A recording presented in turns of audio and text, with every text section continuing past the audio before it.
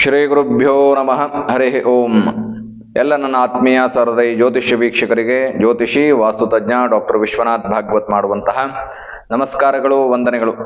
ಸ್ನೇಹಿತರೆ, 2024 ಅಕ್ಟೋಬರ್ ತಿಂಗಳಿನ ವೃಶ್ಚಿಕ ರಾಶಿಯ ಮಾಸ ಭವಿಷ್ಯವನ್ನು ನೋಡ್ತಾ ಹೋಗೋಣ. ವೃಶ್ಚಿಕ ರಾಶಿಯ ಗ್ರಹಸ್ಥಿತಿಯ ಜೊತೆಗೆ ಮಾಸ ಭವಿಷ್ಯವನ್ನು ಪ್ರೆಡಿಕ್ಟ್ ಮಾಡ್ತಾ ಹೋಗಬೇಕು. ವೃಶ್ಚಿಕ ರಾಶಿಯವರು ಪ್ರಾರಂಭದಲ್ಲೇ ಹೇಳಿಬಿಡ್ತೇನೆ, ಸ್ವರ್ಣಾಕರ್ಷಣ ಭೈರವ ಯಂತ್ರವನ್ನು ಇಟ್ಕೊಳ್ಳಿ, ನಿಮ್ಮ ಎಲ್ಲಾ ಕಷ್ಟಗಳು ಪರಿಹಾರವಾಗುತ್ತೆ. ಅದೇ ರೀತಿಯಾಗಿ ದೌರ್ಭಾಗ್ಯನಾಶನ ಬೀಜ ಮಂತ್ರವನ್ನ ಪಠಣ ಮಾಡಿಕೊಳ್ಳಿ. ಒಟ್ಟಾರೆಯಾಗಿ ವೃಶ್ಚಿಕ ರಾಶಿಯವರ ಯಾವುದೇ ರೀತಿಯಾದಂತಹ ಸಮಸ್ಯೆಗಳಿಗೆ ಇದು ಉತ್ತಮವಾಗಿರ್ತಕ್ಕಂತಹ ಪರಿಹಾರ. ಹಾಗಾದ್ರೆ ಮಾಸ ಭವಿಷ್ಯ ಹೇಗಿದೆ? ಪ್ರಾರಂಭದಲ್ಲಿ ಯಾಕೆ ಹೇಳಿದ್ದೇನೆ ಅಂದ್ರೆ, ನಮಗೆ ಪೇಷನ್ಸ್ ಇಲ್ಲ, ಹಾಗಾಗಿ ಯಾವ ಪೀಠಿಕೆಯೂ ಇಲ್ಲ ಮತ್ತು ಯಾವುದೇ ರೀತಿಯಾದಂತಹ ಶ್ಲೋಕಗಳು ಇಲ್ಲ ಅಲ್ವಾ. ಎಲ್ಲರೂ ಒಪ್ಕೊಳ್ತೀರಲ್ವಾ? ಪೇಷನ್ಸ್ ಇದೆಯಾ ನಮಗೆ? 10-12 ನಿಮಿಷದ ವಿಡಿಯೋ ಮಾಡಿದ್ರು ಕೂಡ 3 ನಿಮಿಷದಲ್ಲಿ ನಮ್ಮ ವಿಡಿಯೋವನ್ನು ನೋಡಿ ಮುಗಿಸ್ತೀರಿ. ಹಾಗಾಗಿ ವ್ಯಥಾ ಸಮಯವನ್ನು ವ್ಯರ್ಥ ಮಾಡದೆ ಅನವಶ್ಯಕವಾಗಿರ್ತಕ್ಕಂತಹ ವಿಚಾರಗಳನ್ನ ಹೇಳದೆ ಮೊದಲು ಭವಿಷ್ಯಕ್ಕೆ ಬರೋಣ. ಸ್ನೇಹಿತರೆ, ಬುಧ ನೋಡಿ 12ರಿಂದ 1ನೇ ಮನೆಗೆ ಅಂದ್ರೆ ತುಲಾ ರಾಶಿಯಿಂದ ವೃಶ್ಚಿಕ ರಾಶಿಗೆ ಪ್ರವೇಶವನ್ನ ಮಾಡ್ತಾರೆ ಅಕ್ಟೋಬರ್ 2024ರಲ್ಲಿ. ನೋಡಿ, ಜನ್ಮಸ್ಥ ಬುಧ ಅಂದ್ರೆ ವೃಶ್ಚಿಕ ರಾಶಿಯವರಿಗೆ ಬುದ್ಧಿಯ ಕೊರತೆ ಉಂಟಾಗತ್ತೆ, ಕೋಪ ಜಾಸ್ತಿ ಆಗ್ತಾ ಹೋಗುತ್ತೆ, ಬುದ್ಧಿ ಸ್ಥೀಮಿತದಲ್ಲಿರೋದಿಲ್ಲ, ಅನವಶ್ಯಕವಾಗಿರ್ತಕ್ಕಂತಹ ಮಾತುಗಳು ನೀವು ಎಕ್ಸ್ಪೆಕ್ಟೇ ಮಾಡಿರೋದಿಲ್ಲ. ನಾನು ಒಂದು ಮಾತನಾಡಿದ್ರೆ ಅದು ಕೆಟ್ಟದ್ದಾಗತ್ತೆ ಅನ್ನುವಂಥದ್ದು ನೀವು ಒಳ್ಳೆ ಇಂಟೆನ್ಷನ್ ಇಂದ ಹೇಳಿರ್ತೀರಿ, ಬಟ್ ಅದು ಕೆಟ್ಟದ್ದಾಗುವಂತಹ ಸಾಧ್ಯತೆಗಳು ಹೆಚ್ಚಾಗತ್ತೆ. ಮಾನಸಿಕವಾಗಿ ನೊಂದುಕೊಳ್ತೀರಿ. ಪ್ರಾರಂಭದಲ್ಲಿ ಪರಿಹಾರ ಹೇಳಿದ್ದೇನೆ, ಎಲ್ಲಾ ಸಮಸ್ಯೆಗಳಿಗೂ ಅದು ಒಂದೇ ಪರಿಹಾರ. ನೋಡಿ, ಶುಕ್ರ ಕೂಡ 1ನೇ ಮನೆಯಲ್ಲಿ, ಬುಧ ಶುಕ್ರ ಯೋಗ ಅಂದ್ರೆ ವೃಶ್ಚಿಕ ರಾಶಿಯಲ್ಲಿ ಶುಕ್ರನ ಪ್ರವೇಶವೂ ಆಗತ್ತೆ. ಶುಕ್ರ ಅಲ್ಲೇ ಇರ್ತಾರೆ, ಬುಧ ನಂತರದಲ್ಲಿ ಬಂದು ಸೇರಿಕೊಳ್ತಾರೆ. ಹಾಗಾಗಿ ಜನ್ಮಸ್ಥ ಶುಕ್ರ ಅಂದುಕೊಂಡಿರ್ತಕ್ಕಂತಹ ಕೆಲಸ ಕಾರ್ಯಗಳಾಗೋದಿಲ್ಲ, ಹಣ ಬರೋದಿಲ್ಲ ಸಕಾಲಕ್ಕೆ. ನೀವು ಕೊಡುವುದಾದ್ರೆ ಕಷ್ಟ ಬೀಳ್ತೀರಿ, ನಿಮಗೆ ಬರೋದಾದ್ರೆ ಲೇಟ್ ಆಗ್ತಾ ಹೋಗುತ್ತೆ. ನೀವೇನೇ ಪ್ರಯತ್ನವನ್ನ ಮಾಡಿದ್ರು ಕೂಡ ಆರ್ಥಿಕವಾದಂತಹ ಸಮಸ್ಯೆಗಳಿಂದ ಹೊರಗೆ ಬರೋದಕ್ಕೆ ಆಗೋದೇ ಇಲ್ಲ. ಒಂದು ಸಾಲ ತೀರ್ಸೋದಕ್ಕೆ ಇನ್ನೊಂದು ಸಾಲ ಆಗ್ತಾ ಹೋಗುತ್ತೆ, ಒಂದು ಕಷ್ಟದಿಂದ ಹೊರಗೆ ಬರೋದಕ್ಕೆ ಇನ್ನೊಂದು ಕಷ್ಟವನ್ನು ಅನುಭವಿಸ್ತಾ ಹೋಗ್ತೀರಿ.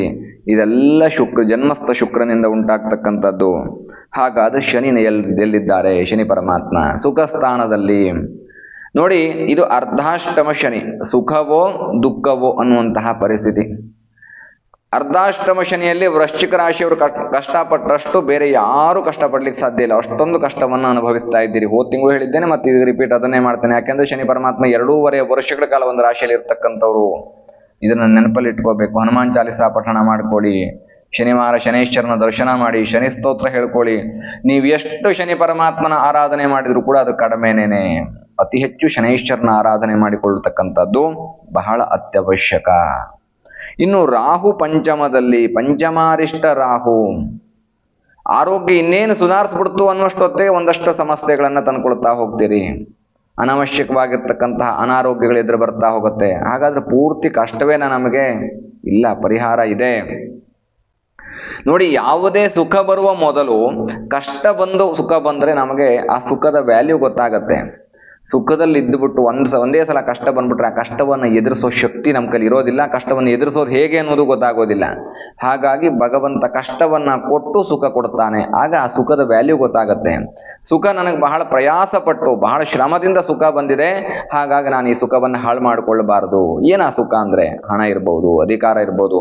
ಈಸಿಯಾಗಿ ಬಂತ ನಿಮಗೆ ವೃಶ್ಚಿಕ ರಾಶಿಯವರಿಗೆ? ನೋ, ನೆವರ್, ಬಂದಿಲ್ಲ, ಈಸಿಯಾಗಿ ಬಂದಿಲ್ಲ. ಹಾಗಾಗಿ ಇದನ್ನ ನೀವು ನೆನಪಲ್ಲಿ ಇಟ್ಟುಕೊಳ್ಳೇಬೇಕಾಗಿರ್ತಕ್ಕಂತಹ ವಿಚಾರ. ಗುರು ಸಪ್ತಮದಲ್ಲಿದ್ದಾನೆ, 2, 5, 7, 9, 11 ಗುರು ಬಲ ಇದೆ. ನಿಮ್ಮ ಆತ್ಮಸ್ಥೈರ್ಯವನ್ನ ಕುಗ್ಗಿಸಲಿಕ್ಕೆ ಯಾರ ಕೈಯಲ್ಲೂ ಸಾಧ್ಯವಿಲ್ಲ. ನೀವು ನೆಲಕ್ಕಿರಿವೆನೆಂಬಲ್ಲಿ ಛಲಕ್ಕಿರಿವೆ ಅಂತ ಛಲಕ್ಕೋಸ್ಕರ ಹೋರಾಡತಕ್ಕಂಥವ್ರು ನೀವು. ನಿಮ್ಮ ಆತ್ಮಸ್ಥೈರ್ಯ ಇದೆಯಲ್ಲ ವೃಶ್ಚಿಕ ರಾಶಿಯವರದ್ದು, ಎಂಥದ್ದೇ ಕಷ್ಟ ಬಂದ್ರು, ಪ್ರವಾಹದಲ್ಲಿ ಕೊಚ್ಚಿಕೊಂಡು ಹೋಗ್ತಾ ಇದ್ರು ಕೂಡ ನಿಮಗೆ ನಾನು ಬದುಕ್ತೇನೆ, ನಾನು ಎದುರಿಸ್ತೇನೆ, ಈ ಪ್ರವಾಹವನ್ನು ನಾನು ಗೆಲ್ತೇನೆ ಅನ್ನುವಷ್ಟು ಆತ್ಮಸ್ಥೈರ್ಯ ಇದೆ. ಹಾಗಾಗಿ ಆಸ್ ಆಫ್ ನೌ, ಈಗ ಎಟ್ ಪ್ರೆಸೆಂಟ್ ಸಮಯಕ್ಕೆ ವೃಶ್ಚಿಕ ರಾಶಿಯವರು ಯಥೇಚ್ಛವಾಗಿರ್ತಕ್ಕಂತಹ ಕಷ್ಟ ಇದ್ದಂತಹ ಸಂದರ್ಭದಲ್ಲೂ ಕಷ್ಟದಿಂದ ಹೊರಗೆ ಬರುವಂತಹ ಶಕ್ತಿ ಯಾವುದು ಅಂತ ಕೇಳಿದ್ರೆ ನಿಮಗಿರ್ತಕ್ಕಂತಹ ಮಾನಸಿಕ ಧೈರ್ಯ, ಅದಕ್ಕೆ ಇರತಕ್ಕಂತಹ ಗುರು ಬಲ. ಆ ಗುರುವಿನ ಅನುಗ್ರಹ ನಿಮ್ಮ ಮೇಲಿದೆ, ಇದನ್ನ ಸದ್ವಿನಿಯೋಗ ಮಾಡ್ಕೊಳ್ಳಿ. ನೋಡಿ, ತುಂಬಾ ಜನ ತೊಂದರೆ ಕೊಡೋರಿರ್ತಾರೆ. ಈ ಗ್ರಹಗಳ ಪೊಸಿಷನ್ನೇ ನಿಮ್ಗೆ ಆ ರೀತಿಯ ಸೂಚನೆ ಮಾಡ್ತಾ ಇದೆ. ತುಂಬಾ ಜನ ತೊಂದರೆ ಕೊಡ್ತಕ್ಕಂಥವ್ರು, ನಿಮ್ಮ ಬಗ್ಗೆ ಅಪಪ್ರಚಾರ ಮಾಡುವಂಥದ್ದಿರ್ಬೋದು, ನಿಮ್ಮ ಬಗ್ಗೆ ಏನೋ ಒಂದು ಸುಳ್ಳು ಹೇಳ್ತಕ್ಕಂಥದ್ದಿರ್ಬೋದು, ಅಥವಾ ನಿಮ್ಮ ಸ್ಥಾನಮಾನ ಕಿತ್ಕೊಳ್ಳೋದಕ್ಕೆ ಪ್ರಯತ್ನ ಮಾಡ್ತಕ್ಕಂಥವ್ರು ಇರ್ಬೋದು. ಇದೆಲ್ಲದರಿಂದ ಹೊರಗೆ ಬರೋದಕ್ಕೆ ನಾನು ಆಗ್ಲೇ ಹೇಳಿದ್ದೇನೆ, ದೌರ್ಭಾಗ್ಯನಾಶನ ಬೀಜ ಮಂತ್ರವನ್ನ ಪಠಣ ಮಾಡ್ಕೊಳ್ಳಿ. ಮತ್ತು ಸ್ವರ್ಣಾಕರ್ಷಣ ಭೈರವ ಯಂತ್ರ, ಆರ್ಥಿಕವಾದಂತಹ ಕಷ್ಟದಿಂದ ಹೊರಗೆ ಬರೋದಕ್ಕೆ ಸ್ವರ್ಣಾಕರ್ಷಣ ಭೈರವ ಯಂತ್ರವನ್ನ ನಿಮ್ಮ ಜೊತೆಯಲ್ಲಿ ಇಟ್ಕೊಳ್ಳಿ. ಕುಜ 8ರಿಂದ 9, ಭೂಮಿ ಯೋಗ, ಭೂಮಿಯಲ್ಲಿ ಅನುಗ್ರಹ, ಭೂಮಿಯಲ್ಲಿ ಲಾಭ ಉಂಟಾಗತ್ತೆ. ನೋಡಿ, ಕೃಷಿ ಕೆಲಸದಲ್ಲಿ ತೊಡಗಿಸಿಕೊಂಡಿರ್ತಕ್ಕಂಥವ್ರು, ಭೂಮಿ ವ್ಯವಹಾರವನ್ನ ಮಾಡ್ತಕ್ಕಂಥವ್ರು, ಮತ್ತು ಭೂ ಸಂಬಂಧಿತವಾಗಿರ್ತಕ್ಕಂತಹ ಯಾವುದೇ ವಸ್ತುಗಳನ್ನ ವ್ಯಾಪಾರ ಮಾಡ್ತಕ್ಕಂಥವ್ರು, ಇವರೆಲ್ಲರಿಗೂ ಕೂಡ ಈ ಒಂದು ತಿಂಗಳೇನಿದೆ ಅತಿಯಾದಂತಹ ಜಯವನ್ನ, ಯಶಸ್ಸನ್ನ, ಲಾಭವನ್ನ ಕೊಡ್ತಾ ಹೋಗುತ್ತೆ. ಅತಿಯಾಗಿ ಅಂತ ಕೇಳಿದ್ರೆ ಬೇಕಾಗುವಷ್ಟು ಕೊಡುತ್ತೆ. ಅಂದ್ರೆ ಶಬ್ದಗಳ ಬಳಕೆ ಅತಿ ಅಂತಂದ್ರೆ ನಮಗೆ ಸಾಕೆ ಆಗೋದಿಲ್ಲ, ನೀವು ಹೇಗೆ ಜಾಸ್ತಿ ಅಂತ ಹೇಳ್ತೀರಿ. ಎಸ್, ಕರೆಕ್ಟು, ಬಟ್ ಲಾಭ ಬರುತ್ತೆ. ಮೊದಲಕ್ಕಿಂತ ಈಗ ಸುಖವನ್ನ ಅನುಭವಿಸ್ತಾ ಹೋಗ್ತೀರಿ. ನೋಡಿ, ಕೇತು 11ರಲ್ಲಿದ್ದಾನೆ, ಏಕಾದಶ ಶುಭ ಸ್ಥಾನದಲ್ಲಿ ಕೇತು.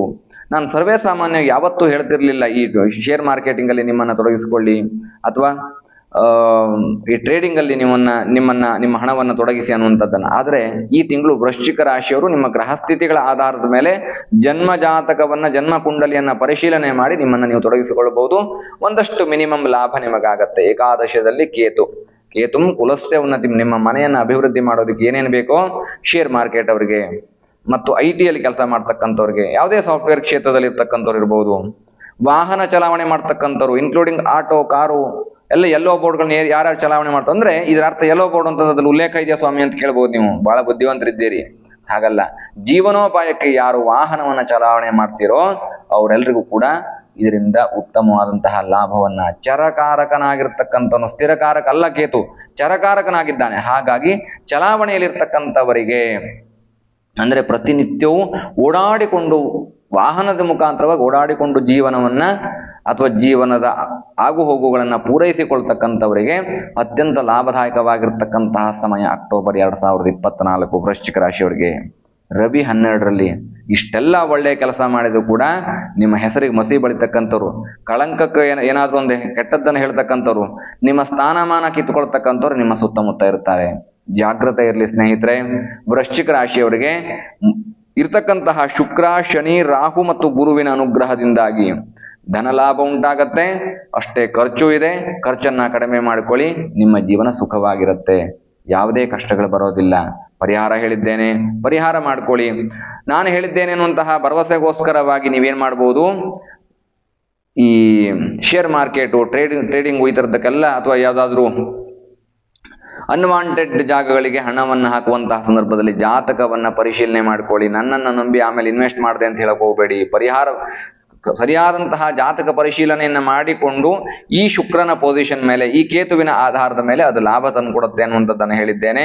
ಇದನ್ನ ಗಮನದಲ್ಲಿಟ್ಟುಕೊಂಡು ಮುಂದುವರಿರಿ ಅನ್ನುವಂತಹ ಮಾತನ್ನು ಹೇಳ್ತಾ ವೃಶ್ಚಿಕ ರಾಶಿಯ 2024 ಅಕ್ಟೋಬರ್ ತಿಂಗಳಿನ ಮಾಸ ಭವಿಷ್ಯವನ್ನು ಸಂಪನ್ನ ಮಾಡ್ತಾ ಇದ್ದೇನೆ. ಇನ್ನೂ ಹೆಚ್ಚಿನದಾಗಿರ್ತಕ್ಕಂತಹ ಮಾಹಿತಿ ಬೇಕಾದ್ರೆ, ಜ್ಯೋತಿಷ್ಯದ ಮುಖಾಂತರ ಏನಾದ್ರು ಸಲಹೆ ತೆಗೆದುಕೊಳ್ಳಬೇಕು ಅನ್ನುವಂಥದ್ದಿದ್ರೆ, ಅಥವಾ ನಿಮ್ಮ ಜಾತಕ ಪರಿಶೀಲನೆ ಮಾಡ್ಕೋಬೇಕು ಅನ್ನುವಂಥದ್ದಿದ್ರೆ ಕೆಳಗಡೆ ನನ್ನ ನಂಬರ್ ಇದೆ, ನೇರವಾಗಿ ಸಂಪರ್ಕವನ್ನು ಮಾಡಿ, ಬಂದು ಭೇಟಿ ಮಾಡಿ, ನಿಮ್ಮ ಜಾತಕವನ್ನು ಪರಿಶೀಲನೆ ಮಾಡ್ಕೊಳ್ಳಿ.